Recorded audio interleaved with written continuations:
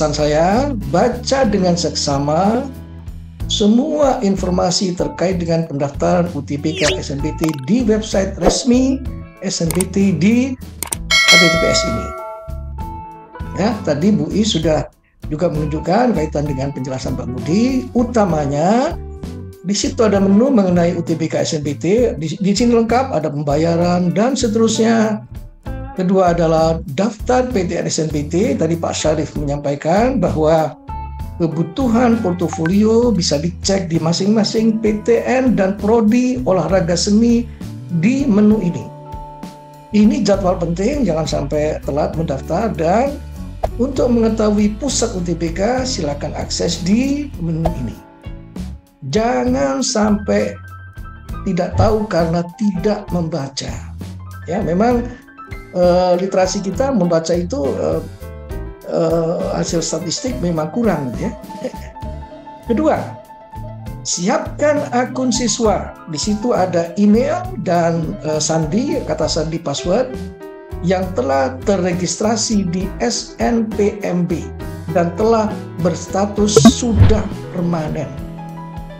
Ini contohnya, mohon maaf ya, ini mudah-mudahan enggak yang saya tunjukkan di sini enggak sampai mengajukan penyalahgunaan foto ya. Ini semata-mata saya cuma menunjukkan bahwa ini adalah valid gitu ya. Ini tanda bukti registrasi akun, ini orangnya ya, ini dan ini kalau dipalsukan kita bisa cek lewat QR code. Ini NSN, NPSN, tanggal lahir, namanya siapa. Ini email yang akan digunakan untuk melakukan login, dan di sini ada catatan bahwa telah melakukan simpan permanen pada tanggal dan jam berapa. Jika akun siswa belum berstatus permanen dan siswa telah melakukan registrasi akun, silakan lakukan permanen melalui portal SNPMB.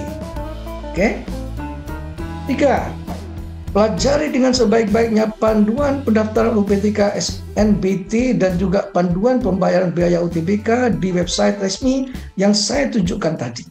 Sekali lagi, kalau perlu itu dicetak, tapi nggak usah dicetak, mungkin diunduh, ditaruh di HP, terus dibaca dengan seksama. Jangan bertanya sebelum membaca, itu penting. Apa yang akan saya jelaskan detail itu dasarnya di panduan ini ya kan, tapi saya percepat tadi karena detail-detailnya bisa dibaca sendiri. Kemudian penting tadi kaitan dengan portofolio, lihat daftar program studi dan daya tampung. Sehingga semua siswa tahu kira-kira kemungkinannya dari, kalau nggak salah 5 tahun terakhir, itu misalnya berapa daya tampungnya di sebuah prodi, dan berapa yang lulus atau diterima di prodi itu.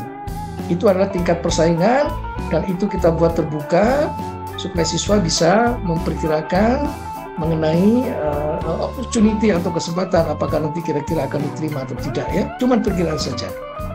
Serta juga portofolio kaitan dengan olahraga, seni, desain dan kriya ya. Siapkan, ini sudah detail disampaikan oleh Pak Syarif tadi. Kemudian bagi pendaftar yang memiliki disabilitas tunanetra, maksudnya adalah buta ya, bukan karena low vision. Nanti silakan kalau memang low vision tidak bisa membaca, juga bisa menyatakan dirinya adalah, di situ pilihannya cuma tunanetra, tidak ada pilihan low vision. Nah, untuk ini harus disiapkan surat pernyataan untuk memastikan bahwa yang bersangkutan benar-benar tunanetra. Ya, ada pendaftaran, mohon maaf saya ketik UTBK ya, dari SNBT nanti saya tunjukkan, dan harus ditandatangani oleh kepala sekolah di atas meterai serta harus dicap dengan stempel sekolah.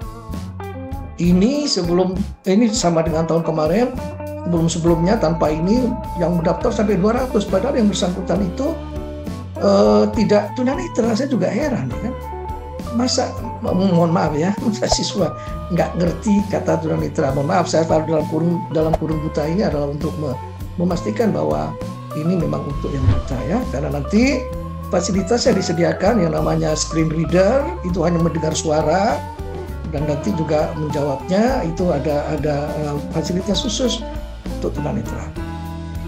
Nomor 6, siapkan nomor pendaftaran Kartu Indonesia Pintar, KIP kuliah bagi siswa yang akan mendaftar dengan status sebagai pemegang KIP kuliah. Ya, nanti berharap misalnya nanti diterima di sebuah prodi perguruan tinggi tertentu, maka yang bersangkutan kalau dia termasuk yang dua-duanya ini ya kan akan dapat beasiswa, baik itu biaya hidup ya kan, maupun KT untuk perguruan tinggi ya. Ingat pada tahun ini mereka yang mendaftar lewat KIP kuliah ini ya, yang dapat dilakukan di laman ini KIP kuliah Kemdikbud.id itu ada 2 kategori. Kategori yang pertama itu kategori yang benar-benar sudah teridentifikasi melalui Mensos ya, dan dia gratis biaya UTBK.